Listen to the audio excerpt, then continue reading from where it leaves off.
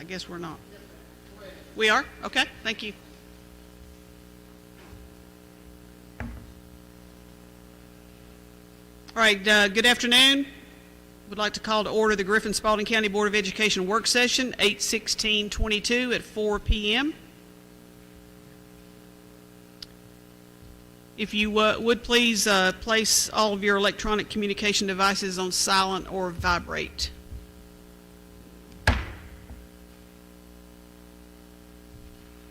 All right, good afternoon, everyone. Glad you're here today. First order of business is the joint proclamation. Miss Jessica O'Connor is here, the Griffin City Manager. Welcome, Miss O'Connor.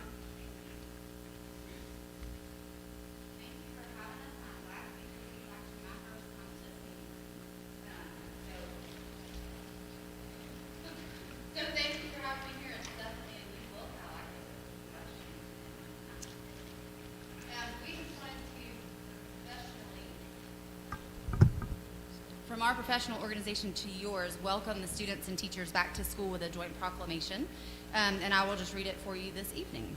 Whereas the Griffin Spalding County Schools are preparing to begin the 2022-2023 school year on August 3rd, 2022, and whereas social interaction is critical for pre-adolescents and adolescents, as studies show that students who miss in-person school time fall behind in learning. And whereas Griffin Spalding County teachers play a vital role in shaping the lives of the children in this community, they teach more than science, math, and language. They teach our children how to live. And whereas, as COVID brought many unique challenges, Griffin Spalding County teachers worked diligently to overcome those obstacles and continued their dedication to educating our students. And whereas the outpouring of support from local organizations and individuals to help prepare children for the start of the school year is remarkable and commendable. And whereas the African proverb states, "It takes a village to raise a child," and this philosophy is alive in the Griffin Spalding County community, with partners who stand together to offer assistance and the dedicated teachers and staff ready to welcome students back for another productive school year. Now therefore be it resolved, we, the Spalding County Board of Commissioners and the City of Griffin Board of Commissioners, express our gratitude to the Griffin Spalding County Schools.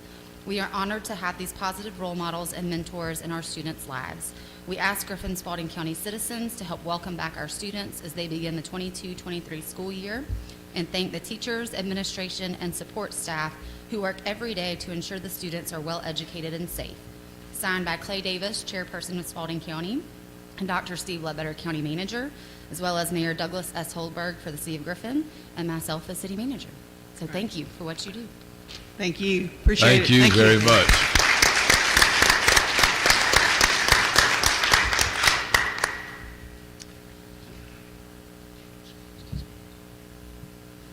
We appreciate that support, Ms. O'Connor. The city and the county and the school system working together, that's what it takes to bake the cake. So we're glad you're here today. Thank you so much. All right, next board members, we have adoption of the agenda.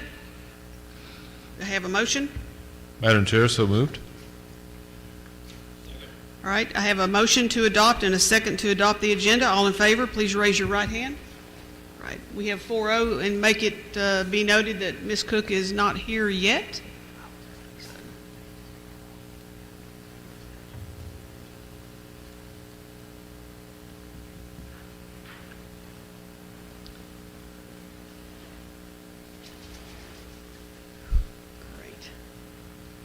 We have the consent agenda items. Madam Chair, I make a motion to accept the consent agenda items as presented. Second. All right, we have a motion and a second to accept the consent agenda items. All in favor, please raise your right hand. All right, we have a 4-0. Thank you. And next we have our presentations and discussions. First will be Dr. Sauce, absences and excuses, policy JBD.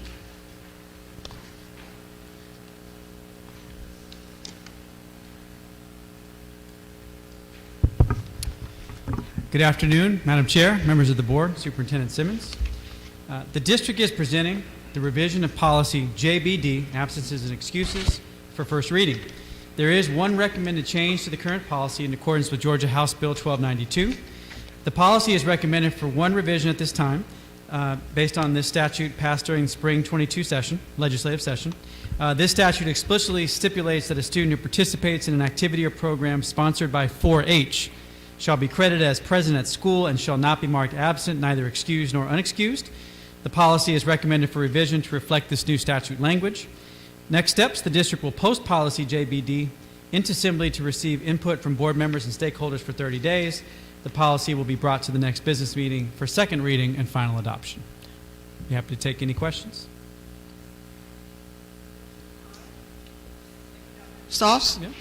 Well, you're stuck with me for 4 more quick ones there, Madam Chair. I see that. Yes, ma'am. Policy JCAC? Okay. The district is presenting the revision of policy JCAC, sexual harassment of students, for first reading.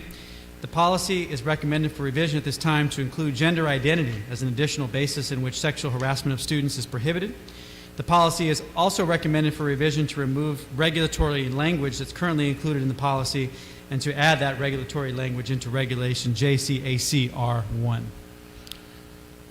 Be happy to take any questions or comments, reaction at this time. Good. All right, policy JDA? Yes, ma'am. Thank you, Mr. Harper.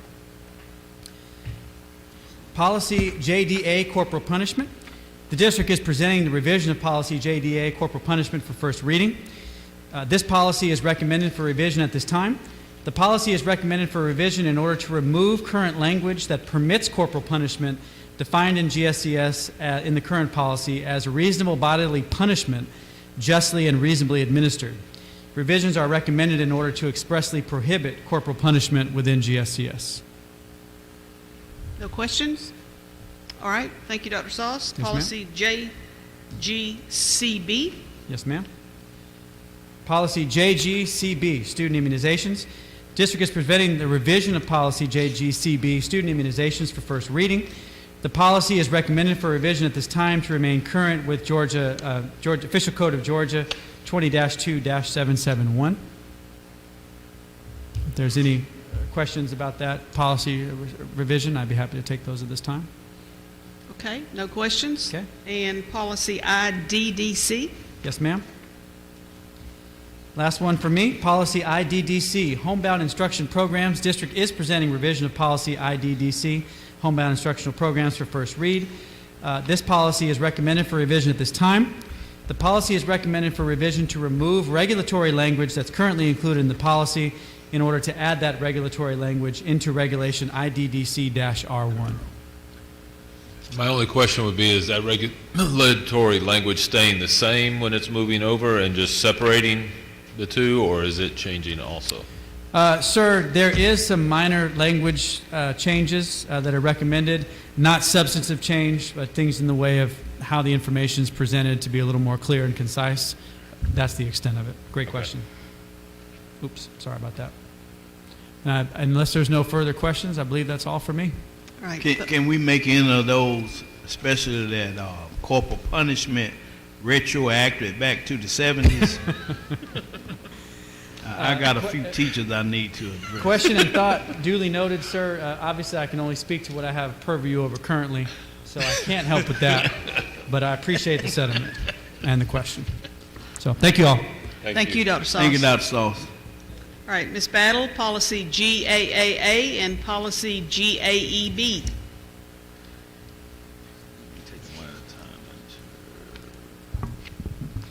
Good afternoon, Board Chair, Board members, and Superintendent Simmons. The Human Resources Department is presenting revision of Board Policy GAAA, Equal Opportunity Employment, for first read. We are presenting this policy to bring clarity and legal compliance in our platform for updating our policies. And you will read through that information, and it reflects that we've included information to suggest sexual orientation, gender identity, and any other legally protected class. All right, with no questions, we can move on to policy GAEB. Okay. The Human Resources Department is presenting this revision of policy GAEB, sexual harassment of employees, to be placed for first read. The board is collaboratively reviewing and updating all of our policies, and these changes are made to ensure clarity and legal compliance. No questions? All right, thank you, Ms. Battle. Appreciate that. All right, Dr. Taylor, good afternoon. Policy, Hey, Madam Chair, could I ask a question? absolutely. I see where we have, with Ms. Battle, that GAEB, and Dr. Sauce did something similar. I didn't have a chance to go through both sexual harassment, and I was trying to see.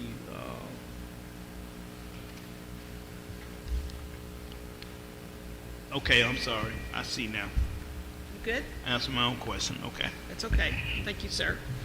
All right, Dr. Taylor, policy IKBB. All right, good afternoon, Madam Chairwoman, Board, Superintendent Simmons. And so at this time, I would like to present to you for first read policy IKBB, which is divisive concepts. And this is in response to House Bill 1084, that is also known as the Protect Students First Act. This bill does provide for us definitions and an outline for the complaint resolution process to address divisive concepts. And we have modeled this policy behind the Board of Education, the State Board of Education guidance and model policy. So at this time, I place policy IKBB on first read. Any questions, board members? And so this is a brand-new policy that is Yes, sir. required to be adopted? That's right. Yep. Are there any questions? I don't think No. so. Okay. And then you're going to go right into teacher and leader effectiveness update, I believe. Is that correct? Yes, ma'am. I'll move into that update at this time. Thank you.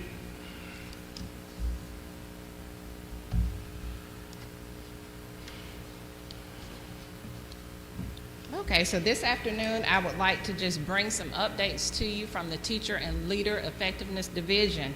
And so it is my hope this afternoon that I will talk to you about our focus areas. Primarily, you will hear about our initiatives around literacy and solving. And of course, we will talk a little bit about how enrollment, attendance, and discipline supports those efforts. We know that our mission and our vision is that we want to ensure that we have a distinctive brand, strong leaders, and great schools, much of which falls into the Teacher and Leader Effectiveness Division, so that we do empower each student to graduate college and career ready. I'll begin by just sharing our vision for instruction. It is our vision that for student success, we will have high quality instructional practices where students are engaged in reading, writing, speaking, and solving on grade level every day. This has been a goal of the district for some time, and so I talked with you all about this time last year, right at the board retreat, and we talked about the curriculum audit. And so I want to come to you and just give you a little bit of an update in terms of where we are by tracking where we've been. So in 2016, we did have this independent examination, as you know, where we had an external provider to come in and review our documents. They did interviews and also site visits. That was intended to look at our scope of curriculum and instruction and any aspect of our operations that supported the design of our curriculum. And so that particular audit, we had one in the 2016 year. That was in an effort to provide some direction for the new strategic plan at that time. Before that, we had done the same thing in 1997 when there was a new superintendent and also a new assistant superintendent for curriculum and instruction. And so where we are in 2022, we have looked at all of the recommendations. There were 10 recommendations of the audit, and what you'll see here in yellow on your screen, these are the last 6 action steps that you'll see. The superintendent has provided us some notes that are still either in progress or there are some plans to work on those in the coming months. Part of those recommendations will be addressed in our strategic plan. But of those 63 action steps of that 2016 curriculum audit, we can say this afternoon that we have addressed most of those, except for the ones that you see here. But we are confident that we are at a point where we can close the 2016 audit. Yes, that's something that we can celebrate. Those in the back. And so by the power that is vested in me, we will close the 2016 curriculum audit. So again, thank you to all who played a part in getting us to this point. And so our next steps with that is that you have already approved the purchase of Glimpse K-12, which will allow us to be able to go back and see our return on investment, which is one of those action steps you'll see in the audit. We've implemented the class link that will also help us. RAMP is something that we have to do for our federal programs to ensure that we're meeting maintenance of equity, that we are ensuring that all of our schools have equitable services across. We'll continue to use that. And then also we began to look at, through human resources and finance, staffing allocation and cost benefit analysis. So again, we are closing the 2016 audit. With that being said, we're taking on the recommendations now as we begin to shift, looking at what came out of the cognitive visit. We did that this past year. There are about 9 strong recommendations that came out of the cognitive visit. You'll see some similarities. You'll see some of that work that we have begun with the curriculum audit. We need to continue. And those things are, 1, the implementation of high-yield instructional strategies, strengthening our behavior data, addressing that systemic and educational equity through instruction and monitoring the effectiveness thereof, aligning our curriculum, that's number 4, the standards to the tasks, to the learning targets. Number 5, it was mentioned that we needed to focus on our STEM, which is science, technology, engineering, and math, and you'll hear a little bit more about that in a moment. Focusing more on our middle students. We know that there's work to be done. Level 1 students who need intervention and those high-performing students, but we can't forget those students who are in the middle, who are also known as those bubble students. It was noted that we had a high reliance on research-based programs, and what was just mentioned previously in the curriculum audit, when we talk about looking at our return on investment, that is going to help us to shore up that number 7. Number 8 is revisiting our grading practices. I'll just go ahead and put that out there, that is something that was found in the cognitive audit. That is something that we often hear our teachers talk about. We've had a standards-based report card at the elementary level for some time. It's time for us to revisit that, to see if really that is communicating what students are learning in a way that parents and students can advocate for themselves. And then finally, number 9, the formal mentoring process that you'll hear Mr. Pugh talk more about. So here we have our 22 through 2026 strategic plan. This is not anything new, but I just want to show you the progression of where we've been. We had that audit, we've had the cognitive visit, we have new recommendations, and now this is where you'll see where we'll bring all of those things forward and what we plan to do for the coming years in our new strategic plan. Some initiatives in teaching and learning. You know that this time last year I came to you, I had some survey data back from our curriculum. We put that into place. I would like to recognize Dr. Greer and her team, the coordinators. They have gone through a curriculum revision. We have rolled back that policy IC. We have put in, we feel, more autonomy back in the building for teachers to be able to have some of that instructional time back. With that, we're focusing on making sure that in every classroom there's a strong opening, work session, and closing. We, in fact, we're in buildings today as a team to start calibrating what that should look like. Next step, we want to make sure that we have a balanced system of assessments. What that means is we've looked at our assessment calendar and we're trying to take away assessments that we feel might be redundant or may not be giving us the data that we really need to improve instruction. One that's new that I've highlighted here on the screen is the MAP fluency. That takes the place of the Funtus and Pinnell. You may hear teachers have talked about how that assessment, though it had some good benefits of it, it took us sometimes 2 months to administer that assessment. Math fluency, while I don't want to overrate it, it does give us critical data in about 2 days rather than 2 months. Now we can really focus on what it is telling us and how we can improve literacy in our classrooms. We'll focus this year on professional learning communities and then begin to address the high-yield instructional strategies, primarily questioning and summarizing.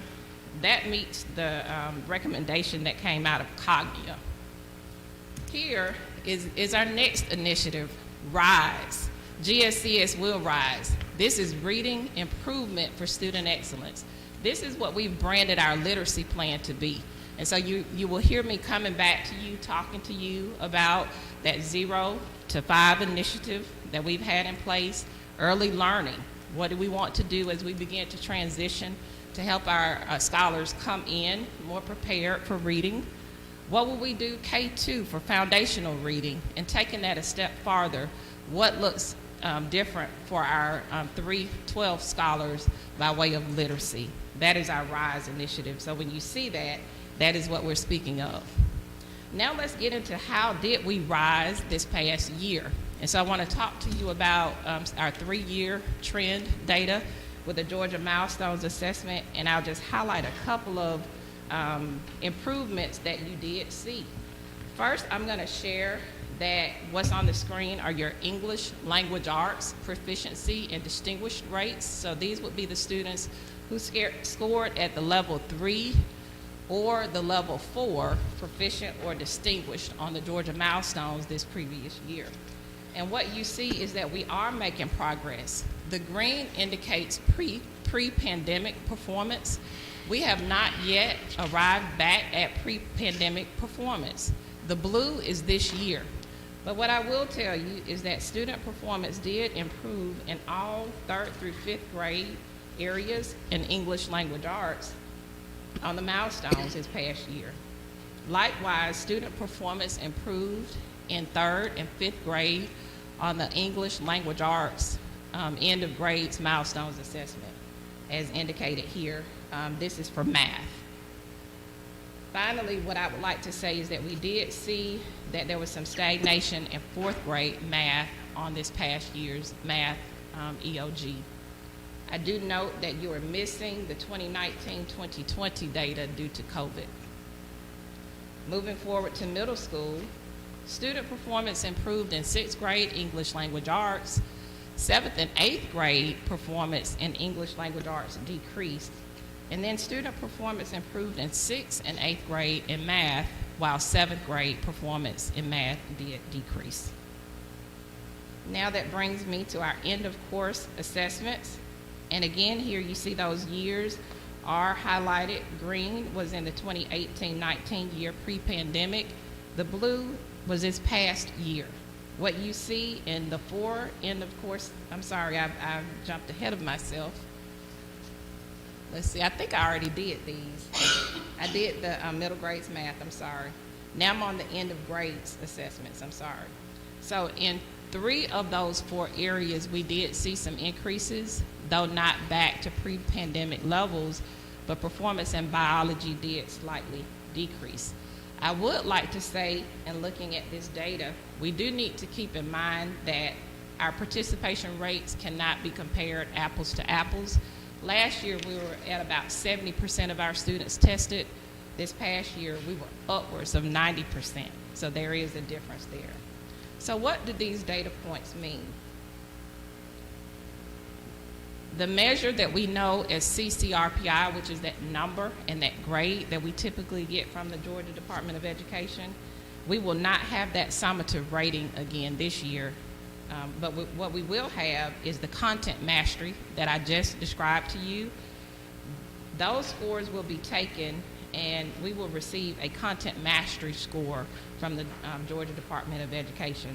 The other areas listed here, progress, closing gaps, readiness, and the school identification.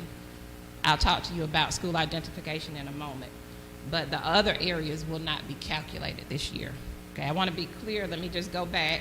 Content mastery will be calculated this year. There won't be a change in the way that that's looked at towards CCRPI. Progress will not be calculated. Closing the gaps will not be calculated. And if you look in the readiness, that is made up of your student attendance, and we know for obvious reasons, COVID and things of that nature, readiness will not be calculated. However, the graduation rate will be, and school identifications, as I begin to close, I have one more slide. We will get word around November whether or not we will have any schools on the designated list. And that information is taken from the Georgia Milestones Assessment that I just shared with you. And those categories are CSI, lowest 5%. You do see that we have 2 schools on that state list.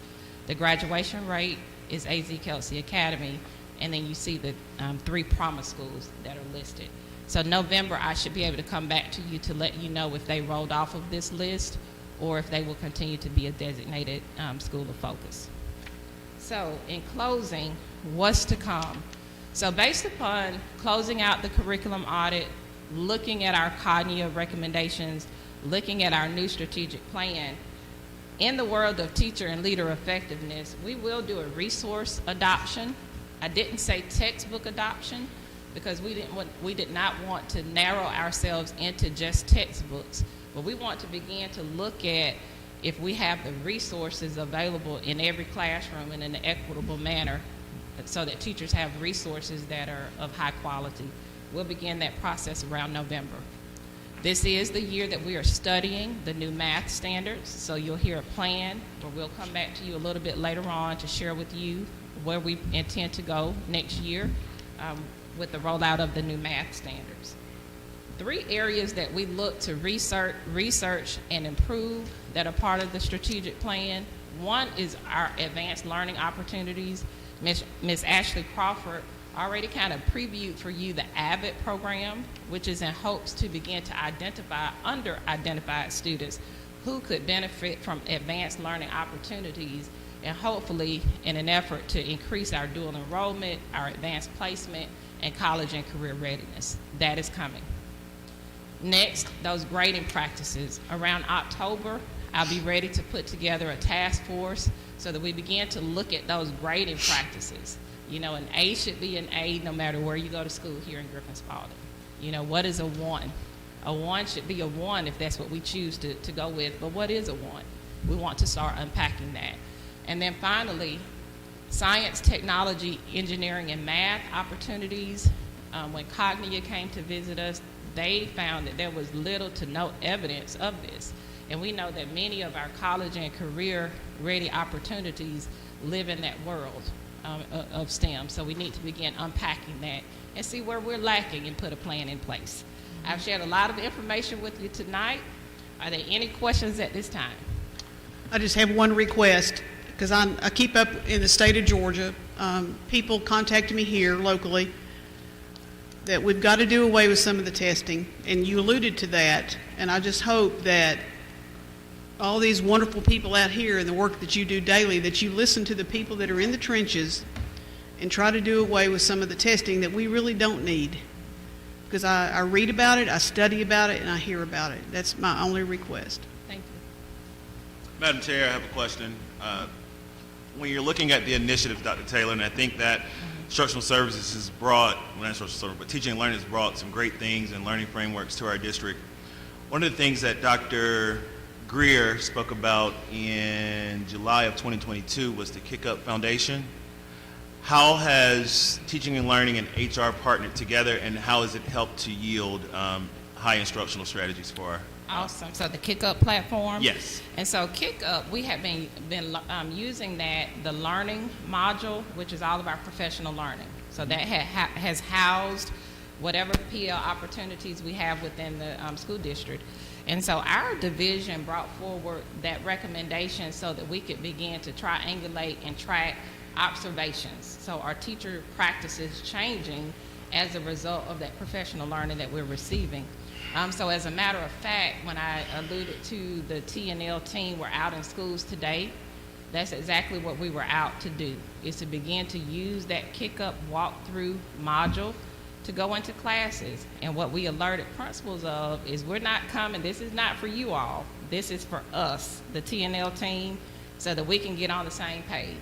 we have these initiatives, but what does the opening work session and closing look like around our district, and what do we need to do to support teachers? How many PLs have been geared towards, especially with, excellence with teachers and having a lot of new teachers coming into our district, first year teachers, either first year teaching and out of school or previously with another career and now teaching, how many of those professional learning opportunities are embedded within Kick-Up so that they understand like how to have those three things within a classroom Right. instruction? Great question. And so where we started with new hire orientation, and so of course that's human resources. They bring in all of the new teachers, and so we differentiated that so that new teachers began to look at some instructional practices, and veteran teachers, they got more into their curriculum. And so then on the professional learning days, which was July 26th and July 29th, Dr. Greer and her team did offer sessions around the teaching and learning framework, in which they Was that optional, or did they have to do it? we asked that all teachers did attend those sessions. And so they'll have some data on how many teachers actually attended that. And that was for new teachers? That was for everyone. For everybody, okay. And That what were was the for dates for that everyone. again? Say it again. I said, what were the dates for that again? July 26th and July 29th. And we do have the data on that. And so then what occurs after that is we've met with our instructional coaches to reiterate that same training. Principals, assistant principals, the executive officers are working with principals around how do they lead for that as an instructional leader. And so out of today, the discussions that we had was what are our next steps? What do we see? What's our starting point?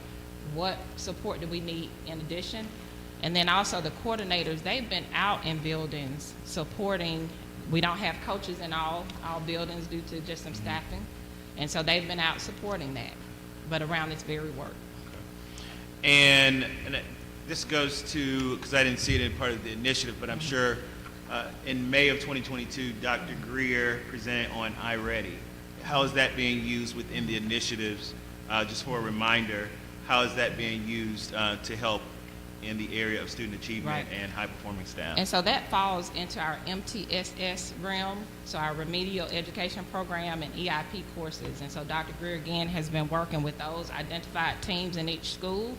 And so where we are right now is really benchmarking, getting some data when we talk about assessments, getting the map data in, and then we'll start doing some placement. But we definitely can come back to you and give you an update on how that's going. And what is the time frame for that particular, for the benchmarking for those two? What's the time frame for that? So we'll be finished with MAP this month, and then we'll be ready in September to begin placing students in that program. And how are students notified and parents notified about the program? And so that goes through the MTSS process, through that MTSS. Okay. Thank you. All right, any other questions? I don't have a question, but I do have a comment to make sure you and others are aware. I was contacted by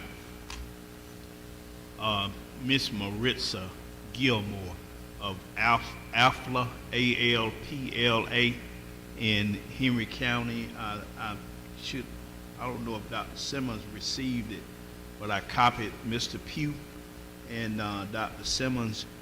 She's very interested in STEM, and she has employees over there that wanted her company to get involved with Griffin Spalding County school system versus doing everything over in Henry County. And she has graciously reached out, and she wants to get something in place to award some money to both of our high schools. She's trying to want to get it in place by the end of the month, because she has I guess there's a deadline on getting the money. But I just want everybody to be aware of that, so we can move to take advantage of her offer and maybe build upon a relationship where she would funnel even more money into our high school STEM program. All right, we'll definitely take a look. We're on it, sir. All right, thank you. Thank you, Dr. Taylor. All right, next we have the Griffin High School Works Program from Mr. Chambers. I believe I saw you come in. Good afternoon. Excuse me, Madam Chair, could I ask Dr. Simmons, who, I don't know who came up with the acronym for this RISE, whether this a jab at you or something, or Well, what? If you like it, I did. If it didn't go over well, Dr. Greer. I like it. You know Falcons, right? You know what I'm talking about, right? And that's why it's kind of halfway. Oh, yeah, okay. I'm just, that's my sly way of saying the Falcons need help. I believe the Falcons won and the Bucks lost. Am I right? Just kidding. Good evening, Madam Chair, Ms. Good evening. McDonald, representative of the board, Superintendent Dr. Simmons. Thank you all for having me here tonight, and I'm supposed to be here to explain to you all the Works program. I know I proposed to you all a year ago, but I really didn't go into detail about what the Works actually means, okay? And today I would like to propose to you, as well as come back, not propose, but introduce to you the work program and propose to you next month in reference to what we're needing to actually get this done. So starting off about what is the Works program. The Works program was designed by Dr. Charles Flowers out of Columbus, Georgia. The Works program stands for Working on Refocusing, Redirecting, Realigning Kids Successfully. It is a form of restorative practices. And I know when I came in last year and introduced this program, you all were wondering, man, what is he spending $65,000 for? But our purpose was to keep kids in school. So what I wanted to do is show you a short video of who Dr. Charles Flowers is and his accomplishments in this program. Real quick, this is about 3 minutes, right up under 3 minutes long.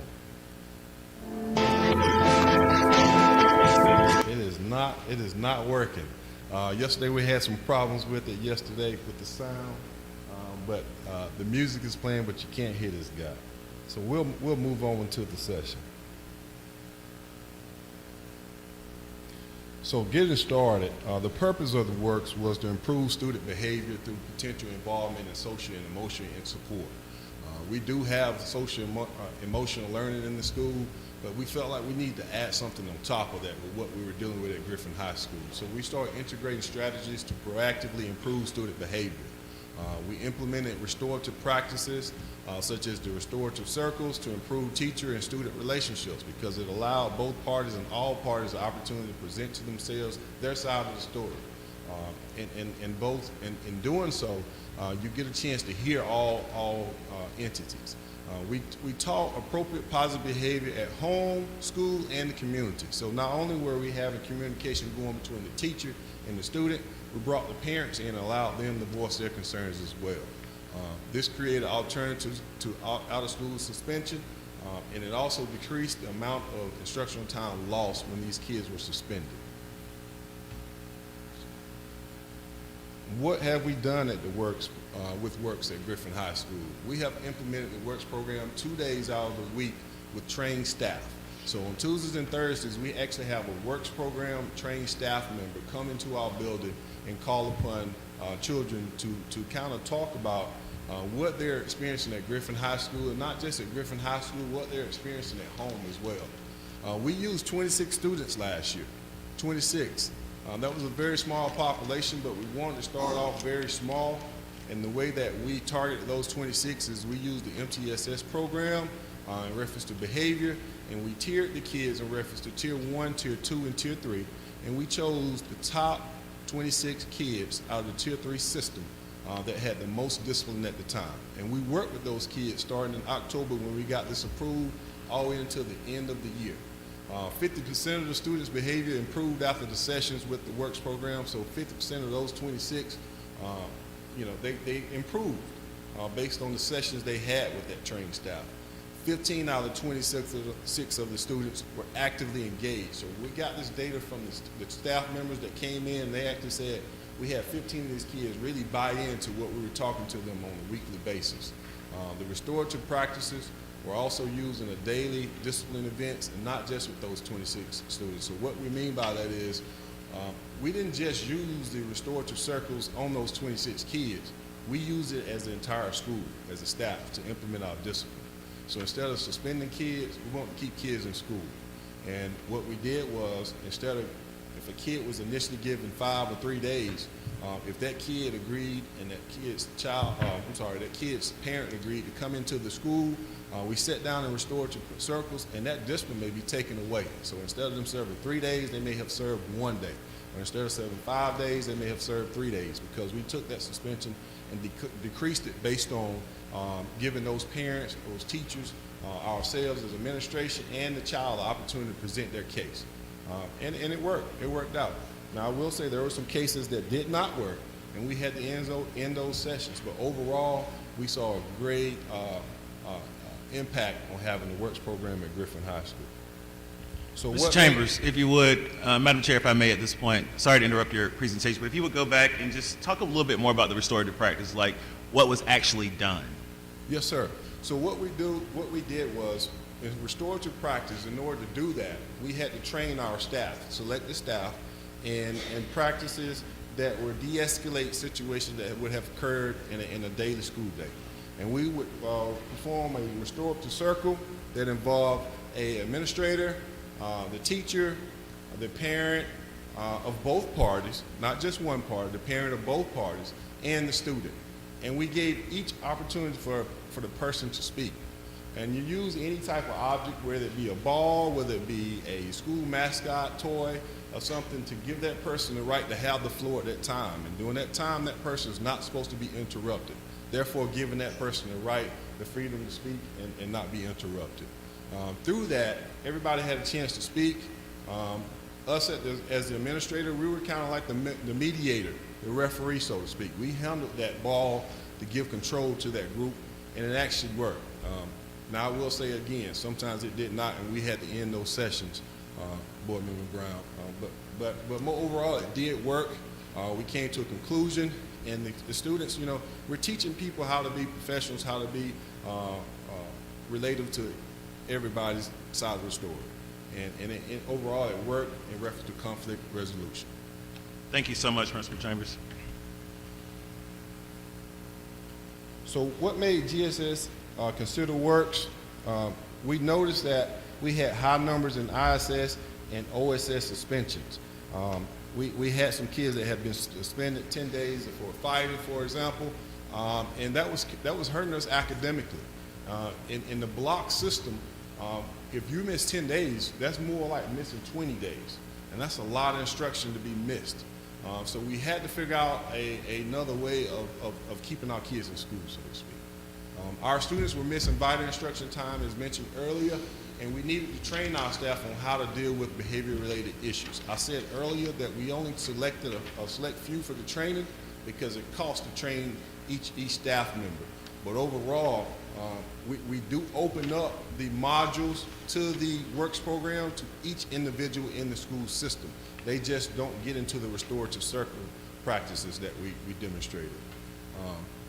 At this time, we are presenting to seek approval for the works program to be continued at Griffin High School for this coming school year. I did have some students' testimonies that I had 2 students that wanted to come. They're not going to be able to make it at this time, but I would love to have them here next month so that they could present in reference to my proposal for the works program, so that you all can hear their testimonies of what the works program did. These 2 students were not the actual winner of a colored big screen TV that we offered to the kids. The kid that had the highest decrease in discipline, but these 2 kids did benefit from the works program. Are there any questions at this time? Mr. Chambers, I was just curious what happened to the 11 students that did not participate of the 26? Great question. We don't give up on them. Oh, I know that. We don't give up on them. So what happens is some may have gone to alternative school setting, some may have just shut down on us, but most of the time what we do is when they shut down on us, we just give them that peace and time, but we don't give up on them. We call them back that next Tuesday and Thursday and have them go right back in there. And that's the type of mentality that we have to have with this generation, Madam Chair.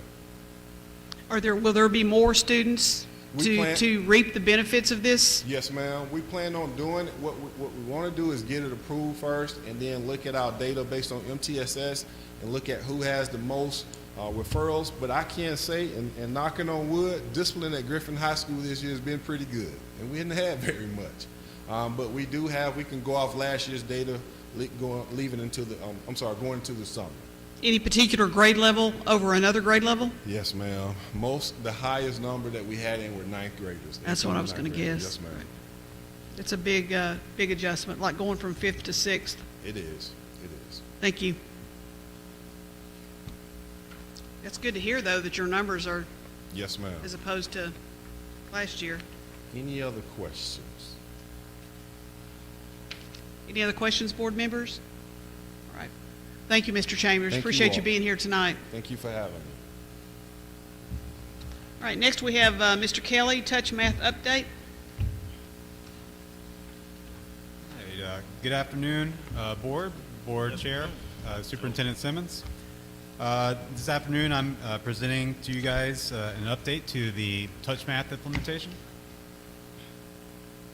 So our non-negotiables are be professional, be accountable, communicate effectively, and the focus area that this presentation is going to live in is under solving. Math and solving kind of align there.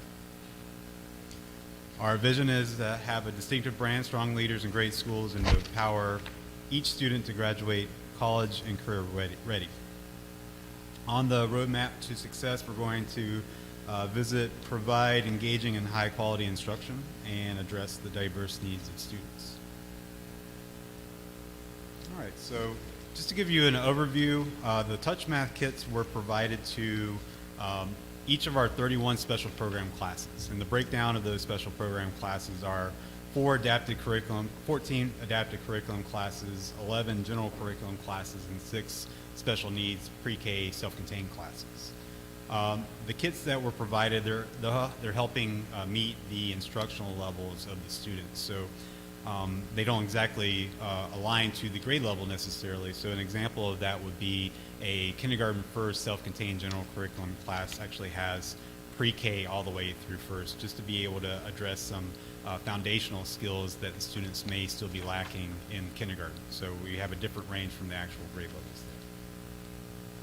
And these kits are designed to supplement the curriculum, the general curriculum or the adaptive curriculum, and they are to address deficits associated with cognitive impairments and dyscalculia. So talk about what is dyscalculia. So dyscalculia is a learning disability that impacts or affects one's ability to learn mathematics. And it may cause difficulty with counting, working memory for numbers, ability to recognize patterns, time, and sense of direction.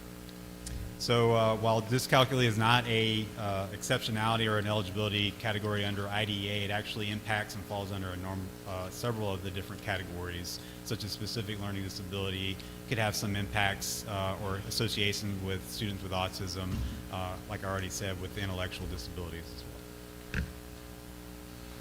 All right, so just talking about what does dyscalculia look like inside and outside of the classroom. So inside the classroom, you're going to have difficulty completing assignments, confusing the order of operations is a common characteristic, inability to use mental math during lessons or on homework assignments and tests is another obvious characteristic there. Outside the classroom, you can see this with students. We see this a lot with adults. Difficulty using analog clocks and maps, unable to estimate remaining time and distance, and having trouble calculating tips or making change with interactions. All right, so here's some just kind of a bird's eye view of the research that is foundational to Touch Math. So an example here, this is the concrete to representational to abstract model. So with Touch Math, you start on the left side, the concrete. The most concrete example is that you have little coins or objects that actually have pictures of some concrete objects. Like here in this example is a dolphin. So you go from that and then you place those onto the 4 and the touch points. So you still have 4 dolphins, but now you're linking it with the number 4. You graduate into representational where you have just the touch points and it's on the number, In between representational and abstract, you have the number without the points specifically pointed out, and then all the way to the abstract, so you've gotten just the number 4 itself. So this is the graduation from understanding that 4 represents 4 individual objects all the way to the abstract where it's just the number 4. Additionally, some of the research behind touch math, this is just an example of the progression of touch math when we're dealing with addition.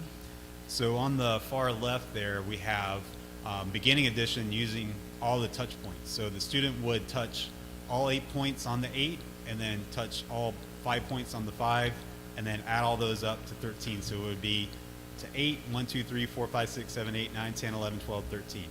So that is purely counting on the touch points.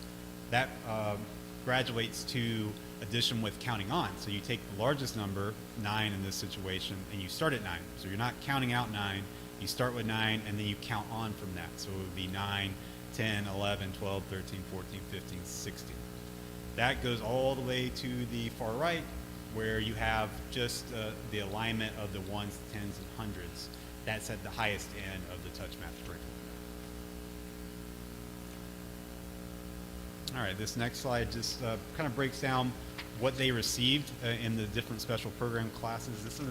This is an example of an upper grades kit. So on the far left, that's the actual content. So they have lesson plans that correlate with all the different units. The upper grades has 10 different units. And to the far right, that kind of shows you the alignment of grade level standards to each of the units. So the upper grades kit actually spans from kindergarten all the way up through 6th grade math state standards. In the middle is an example of that upper grades manipulatives kits that they receive. So you have the touch points, and you have some physical numbers with the touch points on it, as well as posters that remind the teachers of the method of teaching the different functions. This is just a up close of what, or the unpacking of the kit. So it just talks, or it shows or demonstrates what the teacher would see when they pull out an actual lesson within the units. All right, here's a recap of the implementation timeline. So as you all remember, January 4th of this year, we had the approval to purchase. From February through March, we completed those purchases and got them out to teachers. The expectation in April and May, we helped the teachers get those kits and start to unpack those kits and be familiar. During our Summer Success program, we actually did a pilot implementation for the classes or the teachers that actually participated in Summer Success. On July 29th, you'll see in just a second, we had a full-day teacher professional development. And then starting right now, we're doing the full integration or full implementation into the instructional routine. And then January and March, looking into the future a little bit, we will have follow-up webinar professional developments for the teachers. Here's some pictures from the full-day training. We had actually the lead professional development specialist from Touch Math came out and did a full 8-hour full-day professional development. In that professional development, they got the core concepts of Touch Math, but they also got to work with their Java Lite group. So the self-contained general curriculum teachers worked with each other, and the self-contained adaptive curriculum and the self-contained pre-K teachers all worked together so that they could kind of collaborate on how they were going to plan on how to implement the program. Finally, some of the next steps and teacher support. So all teachers were provided a quick start guide, and on that quick start guide they have a link to an online module that kind of helps them get started. It has a link to a lot of the free resources that Touch Math provides teachers. It has videos on how to actually implement the strategies with students, and it has templates for communication with parents so that they understand what is actually happening in the classroom and actually how to teach them how to implement some of the same strategies that they see in the classroom. Next, we're going to have classroom walkthroughs with Department of Exceptional Students classes during the week of August 29th and the week of October 24th. And we're utilizing the implementation checklist that is provided by Touch Math so that we know what we're supposed to be looking for within the classroom when they're implementing Touch Math. From the feedback from those walkthroughs, we're going to set up a tiered support level. So we're going to see which teachers need a little bit extra support and which ones are ready to implement and good to go. We've already started our collaboration with teaching and learning, our initial collaboration. After we get the feedback and analysis from the walkthroughs, we're going to have a follow-up with teaching and learning to see what type of collaboration that we're going to need as far as additional support with the coaching and the support of those teachers. And then, of course, we talked about the 2 follow-up webinars in January and February. All right, and that is it. Y'all have any questions for me? I don't particularly have any questions. I had the opportunity, I came by for the when the student services offered their open house. And so Mr. Kelly and his crew were there, and not only did I get to throw the Frisbee disc in the hallway, which took me back a lot of years, but hearing the explanation of touch math is nothing like experiencing touch math. And so walking me through, so board members, if you didn't get an opportunity to see that, it's worth Mr. Kelly showing you how that actually works, because the operation of it is pretty awesome. Yeah, it's very cool. It sounds interesting. It looks interesting, at least, for sure. Yep, absolutely. Anything else, board members? All right. Thank you, Mr. Kelly. Appreciate it. Thank you. All right. Next, we have Dr. Warren, first 10 days of school update. Good afternoon, Dr. Warren.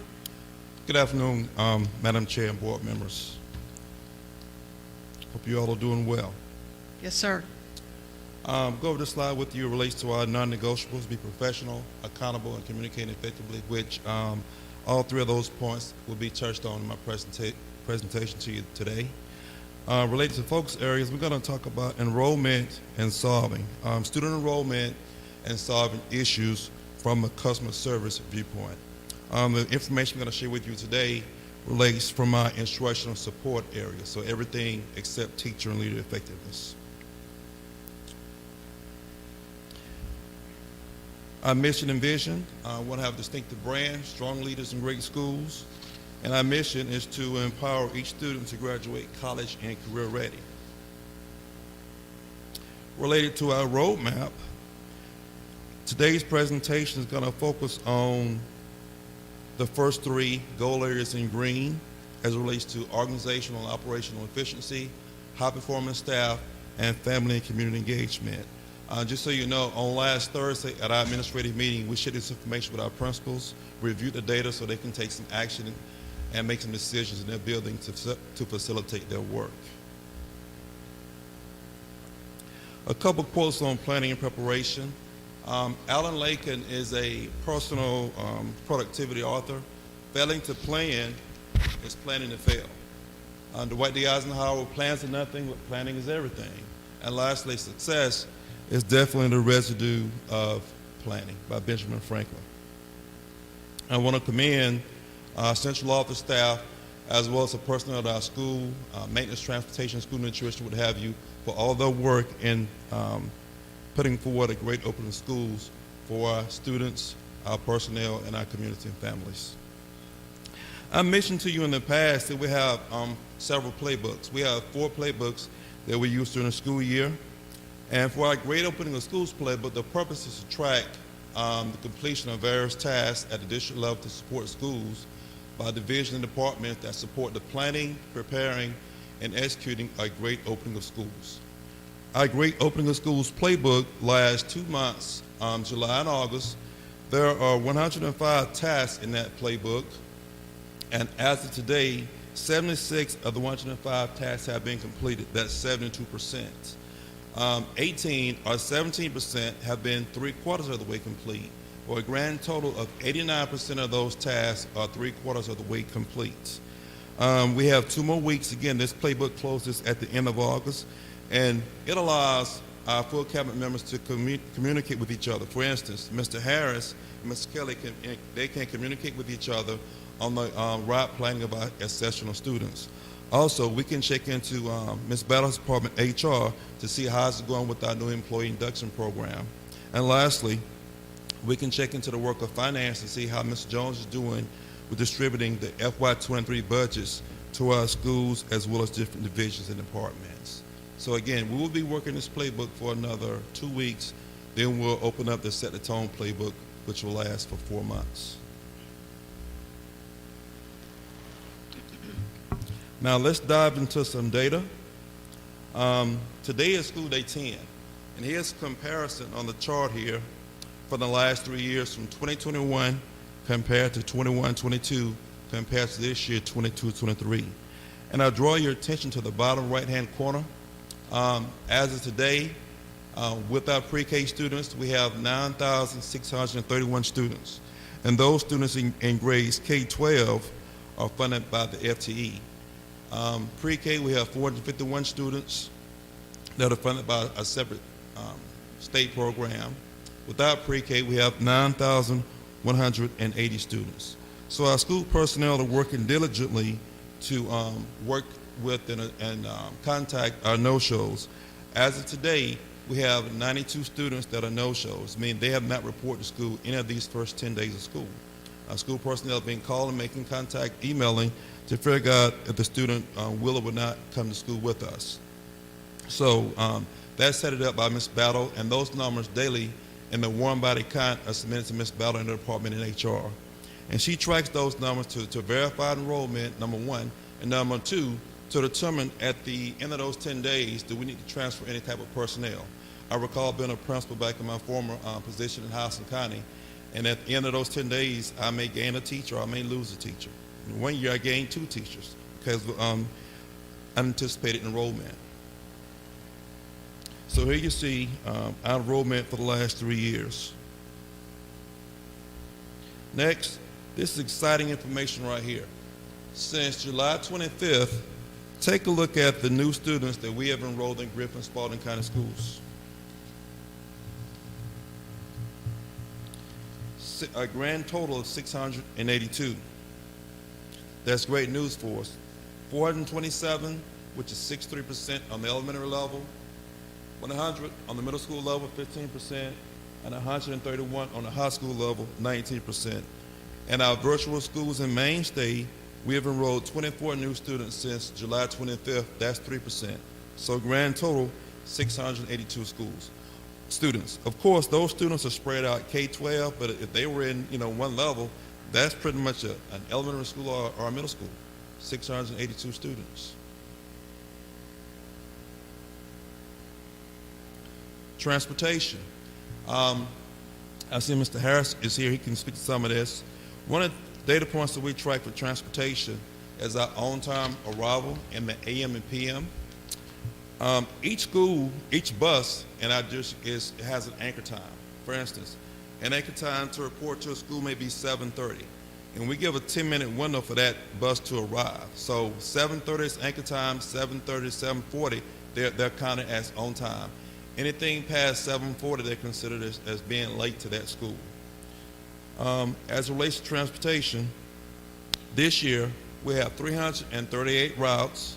We have 84 buses on the roads daily, 83 drivers, 17 monitors. And I would say that hats off to Mr. Harris and his staff and Mr. Aiken. They're only at 84% staff. We're losing drivers, we're gaining drivers, so it's a constant battle with personnel that I get to a little bit later here. Constant battle. We reviewed this data with our principals last week. I'll share with you that adjustments were made to some of the bus routes and some of the dismissal procedures at our school to get kids out of the building on the right bus so they can go home on time. Because if it bogged down at the elementary level in the afternoon, it's going to bog down at the high school. It's going to really impact the middle school. And I'm happy to share with you on last Wednesday, our middle schools had in the afternoon 17.5% being late. That's now decreased to 10.6% due to the adjustments of routes and school dismissal at the elementary and high school level. So that's very positive for us. Now, this data can also be tracked by school and by school bus. And at the bottom there, you can see elementary level, middle school level, high school level.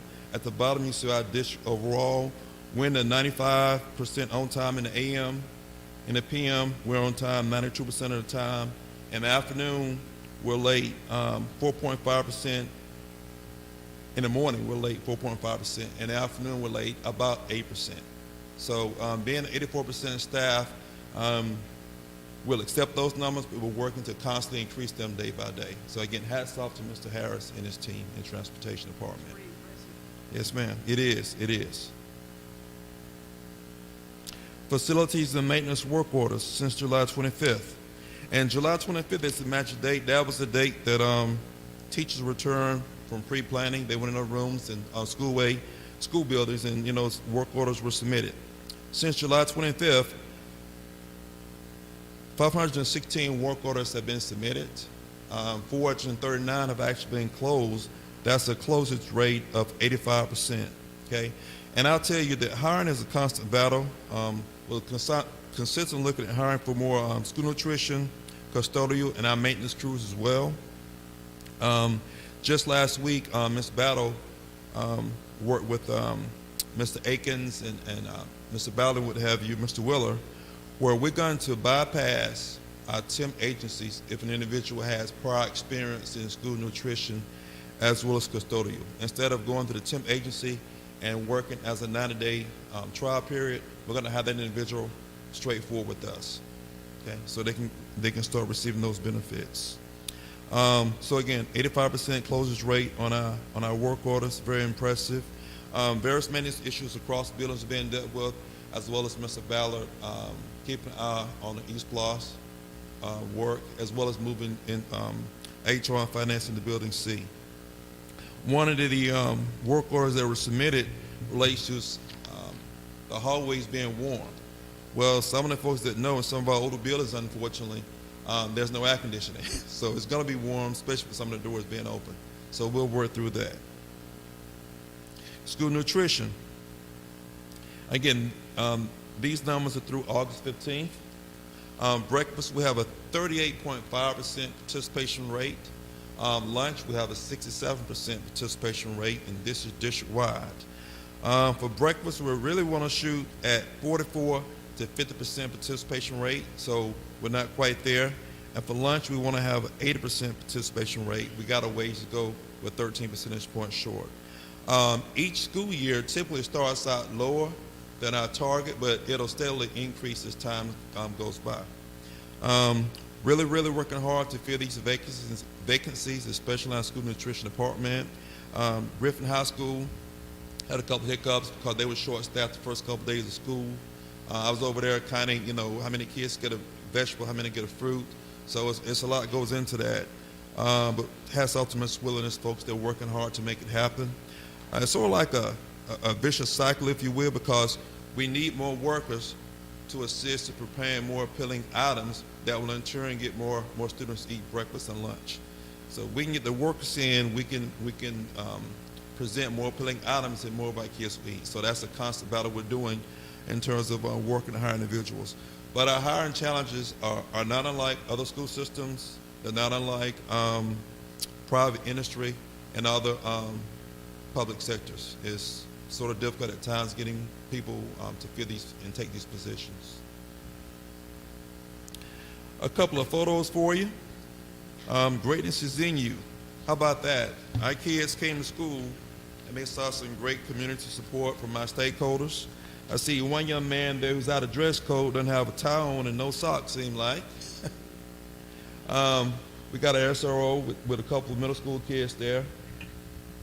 I'll tell you, a positive attitude goes a long way, and our employees and our communities and our students embodied that so far these first 10 days of school.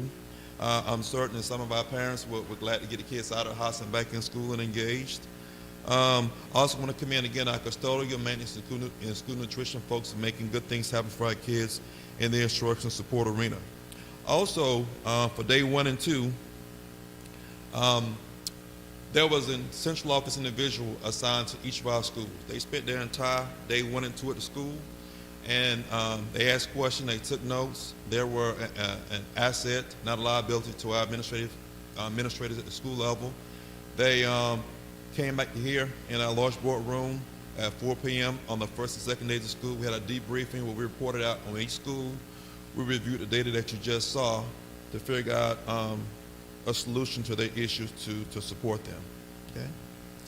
Also, I'm proud to tell you that instruction started on day one. I was in a couple of middle schools. That's my baby. I've been former middle school principal, and instruction was taking place in some of my mathematics courses. I saw some algebra quizzes, pre-algebra quizzes, things of that nature, some puzzles. Also, at GRCCA, we have a brand new agriculture teacher. I'm very, very appreciative that you saw fit to approve the position. We have a young lady that's new to education that's working with kids at our Career Academy in Ag. She's going to have an FFA, and it's going to be a very, very inviting and successful program for us. Just give us time and give us funding. We'll be coming back to you again throughout the school year asking for funding to support that FFA and agriculture program. All right, this concludes my presentations. Take a look at this picture here, and young man in the middle probably can't read it. It says, I'm ready for pre-K, but it's pre-K ready for me. That's the one with his hands up. That's great. Okay. Dr. Warren, I have one question. Yes, sir. I mean, I've heard snippets here and there, but of the new addition of students coming in, how many has it even been kept up that left and returned? I don't know about left and return. That's a good question. But I can tell you since July 25th, that same time frame, we've had 37 students to actually withdraw. Actually, what now? Withdraw, to leave Withdraw? us. Yes, Okay. sir. To leave us, 37 to withdraw since July 25th. And today is the 10th day of school. On tomorrow, the 11th day of school, this afternoon or tomorrow, those 92 no-shows will be taken off of our rolls. That's Okay. typically what happens on the 10th day of school. Okay. All right, thank you very much. Thank you, Dr. Warren. All right, Mr. Jones, the monthly financial.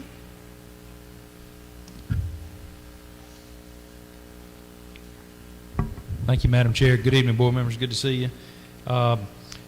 This is the July 31st, first month of the new fiscal 23 budget year financial. I just want to remind you, as our new pace of presenting financials to you would come to you at the mid-month meeting. Last business meeting, we caught up one from the prior month because we didn't have a meeting in the middle of the month, so that's why we're doing back-to-back. So first page, again, is our fund balance. We don't have a lot of activity in the month of July, so the fund balance is kind of similar to what you saw last month, approximately $33 million in the general fund, and nutrition is hovering around $1.1 million, which is your yellow numbers at the bottom. Page 2 is your general fund financial statement. As I said, it looks like there's not a lot of activity. I want to point out why that's the case. Normally, our state revenue deposit up at the top is $5 to $6 million, but we do reverse out what we call accrued revenues in the summer. We do that in the months of July and August, so those revenues and expenses will look smaller than normal, and when we get back to next year, you'll see higher than normal. So normally our expenditures around $6 to $8 million a month in the general fund. So you'll see this month it's just showing $2.3 million on your bottom yellow, so a deficit of $882,000 for the current month. On your special revenue funds, I know this is kind of hard to read. I'm going to blow it up just a little bit. This is our grant funds, and I want to show you really at the top, you'll see no revenues. That's not, that you might think that's abnormal, but during the summer months, we are still waiting on Georgia Department of Education to formally adopt budgets, and Ms. Austin will be bringing you some information at some point about that as well. So again, when we come in here in June, we're giving you estimates on special revenue Title I type budgets, and we're accruing revenues through the summer that were really attributable to June. So in the summer months, you're going to see more expenses outpace the expenses until we can get those adopted. Next page, again, with small activity in the month of July for school nutrition, some summer feeding programs, only approximately $57,000 in revenue, $35,000 in expense, for a profit, for lack of a better way to say it, $22,500. Again, that will pick up as the students are coming back in the month of August. Our investment register, page 5, again, 26.9 million. I will point out with the Feds raising interest rates, although it's not a big increase, the interest income rate over to the far right is 1.56% for the month of July. It had been hovering 0.5% for the entire year, last fiscal year, so that has ticked up just a little bit to help us on our investments. And we actually have just completed a year 2 of eSplost.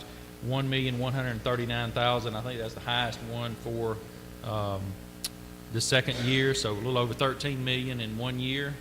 You're at $25.5 million in 2 years of B-Splost. So that's just outstanding. It's something, again, really to be proud of. So that's the financial report. Is there any questions? No questions? No, ma'am. Thank you, Mr. Jones. Yes, ma'am. Madam Chair, before we move on to action items, in our previous meeting, we did not get to finish our executive session. And during that executive session, the superintendent was going to talk about some additional hiring of personnel. And so at this time, I would make a motion to amend the agenda to be able to go into executive session, to be able to do that before we move on to the action items for those two purposes. Great. Thank you, Mr. Doss. All right, do I have a motion? Any question? Motion? We have a motion. Do I have a second? Second. All right, we have a motion and 2 seconds. All in favor, please raise your right hand. All right, we will go into executive session after the Hiring of personnel and the right going into executive session for hiring of personnel and disposition of real estate. Thank you. Does anyone in the room know how to spell disposition? Just kidding.